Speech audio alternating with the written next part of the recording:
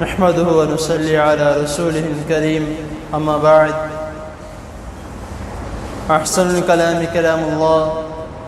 وأحسن الهدي هدي محمد صلی اللہ علیہ وسلم۔ حضرات محترم، اللہ تعالیٰ کی توفیق سے باب الحث علی الخشوع فی الصلاۃ، نماز میں خشوع خضوع کی ترغیب کا بیان آپ کے سامنے اختصار کے ساتھ بیان کیا جا رہا ہے۔ اللہ تعالیٰ کا جتنا شکر ادا کیا جائے کم ہے کہ اللہ تعالیٰ نے ہمیں توفیق دی ہے کہ ہم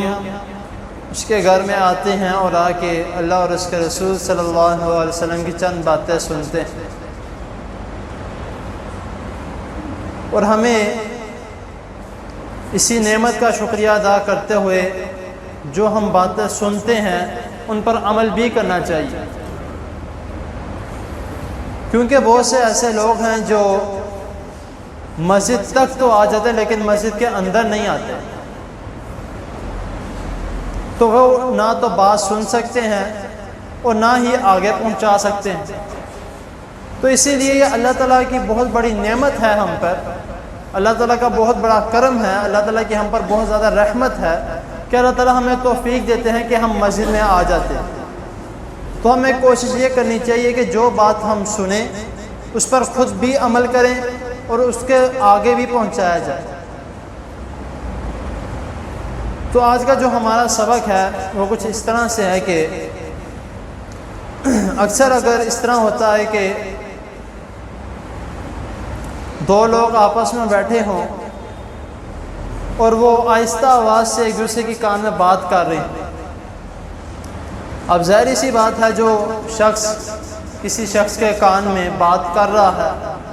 اگر وہ بات کرتا کرتا اپنا منہ سائڈ پہ موڑ لے تو پھر ظاہری سی بات ہے جو بات سن رہا ہے اس کو بھی یہ غصہ چڑھے گا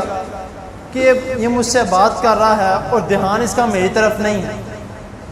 یا تو میرے سے صحیح طرح بات کر لے یا میرے سے بات ہی نہ کرے۔ اور اگر اس طرح ہو جائے بات کرتے کرتے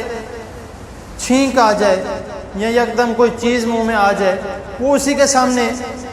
چھینک مار دے اس کے منہ پہ یا اس کے اوپر، یا وہ یکدم منہ سے تھوک دے، تو ظاہری سی بات ہے جو بات سن رہا ہے اس کو تکلیف بھی ہوگی اور وہ یہ کہے گا کہ یار مجھ سے دور ہو جاؤ۔ یہ میں نے چھوٹی سی تمہید اس لیے باندھی ہے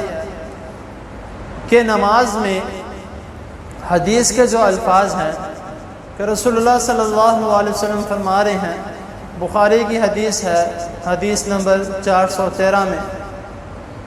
اور مسلم میں 1230 میں رسول اللہ صلی اللہ علیہ وسلم فرما رہے ہیں کہ جب تم نماز پڑھتے ہو، تم میں سے کوئی بھی شخص مرد ہو یا عورت نماز پڑھتے ہو تو تم اللہ تعالیٰ سے سرگوشی کرتے،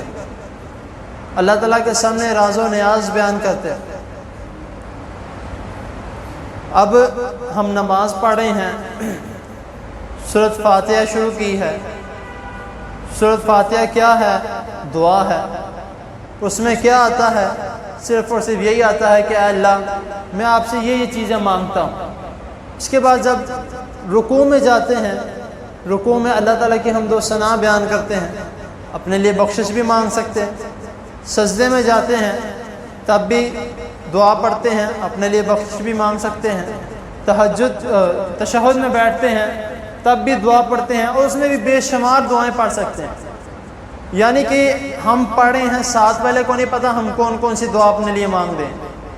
تو اگر دعا کی جا رہی ہیں یا باتیں کی جا رہی ہیں تو کس کے ساتھ کی جا رہی ہیں؟ اللہ تعالیٰ کے ساتھ کی جا رہی ہیں، اور یہ اللہ تعالیٰ کی یعنی کہ اس طرح بات کی جا رہی ہے کہ اگر انسان نماز پڑھتے بالکل خشوع خضوع کے ساتھ نماز پڑھ رہا ہے تو اللہ تعالیٰ کے کان میں بات کر رہا ہے،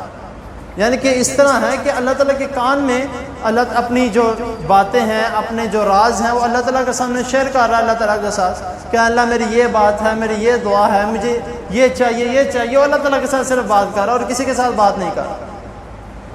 تو اسی لیے رسول اللہ صلی اللہ علیہ وسلم نے فرمایا کہ جب تم نماز میں ہوتے ہو تو تم اللہ تعالیٰ سے سرغوشی کر رہے ہوتے ہو، تو تم اس بات کا خیال رکھو کہ اگر تمہیں تھوک آ جائے، یا اکثر اس طرح ہوتا ہے کہ کچھ مریض ہوتے ہیں تو اکثر ان کے منہ میں بلغم آ جاتی ہے یا تھوک آ جاتی ہے، تو نماز کے دوران سب سے پہلی بات تو یہ ہے جو اس حدیث کے الفاظ ہیں، نہ تو سامنے کی طرف تھوکے، نہ تو سامنے کی طرف تھوکے اور نہ ہی دائیں طرف تھوکے۔